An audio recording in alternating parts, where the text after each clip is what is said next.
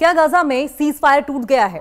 क्या गाजा में cease fire का वायलेशन किया गया है? क्या जानबूझ के किया गया है? इजराइल ने हमास पर हमला करने का आरोप लगाया है और आपको बताएं कि इजराइल ने हमास पर रफा में सैनिकों पर अटैक करने का जबरदस्त आरोप लगाया, जिसके बाद उसने एयर स्ट्राइक की।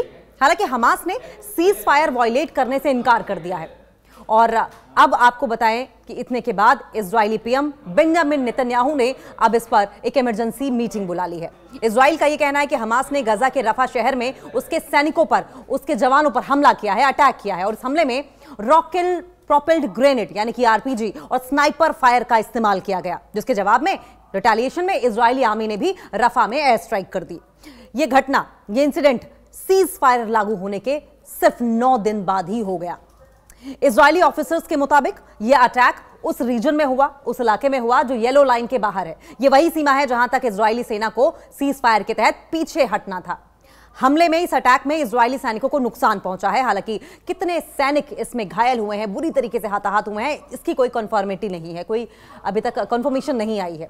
नेतन्याहू ने मीटिंग बुलाई है अब इस पर, क्योंकि इस घटना के बाद इजरायली प्रधानमंत्री बेंजामिन नेतन्याहू ने रक्षा मंत्री और डिफेंस मिनिस्टर के साथ साथ, जो कि वहां के मिलिट्री हेड हैं, सेना के प्रमुख हैं, उनके साथ एक इमरजेंसी मीटिंग बुलाई है। हमास ने इस अटैक की कंफर्मेशन नहीं दी है, लेकिन ऑर्गेनाइजेशन के वरिष्ठ नेता इज्जत अल रिश्त ने टेलीग्राम पर यह कहा है कि हमास अब भी सीज फायर का पालन कर रहा है। उन्होंने इजराइल पर आरोप लगाया कि वे झूठे बहाने बनाकर अपने हमलों को सही ठहराने की कोशिश कर रहा है। और इसके अलावा अब इसमें यूएस का क्या रोल है? यूएस की रिपोर्ट की चेतावनी। अमेरिका के फॉरेन मिनिस्टर ने कहा है कि उसे पक्की जानकारी मिली है कि हमास गाजा में आम लोगों को, ऑर्डिनरी लोगों को तुरंत हमला करने की योजना बना रहा है। अमेरिका ने इस सीज फायर को, इस इंसिडेंट को सीज फायर का वायलेशन बताया है और विदेश विभाग ने कहा कि अगर हमास ऐसा करता है तो गाजा के लोगों की सुरक्षा और युद्ध विराम को बनाए रखने के लिए जो भी इंपॉर्टेंट स्टेप्स होंगे वो किया जाएगा, भले ही जिन लोगों ने यहां पर अटैक किया है उन पर अटैक करना दोबारा ना पड़े, हम वो भी करेंगे। और यही नहीं, ये भी बताया गया कि ये कदम क्या होंगे या कैसे उठाए जाएंगे, इस पर जिक्र तो हुआ लेकिन क्लैरिटी नहीं दी गई। रफा क्रॉसिंग बंद रहेगी। इजरायली प्रधानमंत्री नेतन्याहू ने शनिवार को कहा कि गाजा और इजिप्ट के बीच रफा क्रॉसिंग अगले ऑर्डर तक, अगले आदेश तक बंद रहेगी। उन्होंने ये भी साफ किया कि जब तक हमास मारे गए इजरायली बंधकों के शव नहीं लौटाता तब तक रास्ता नहीं खोला जाएगा।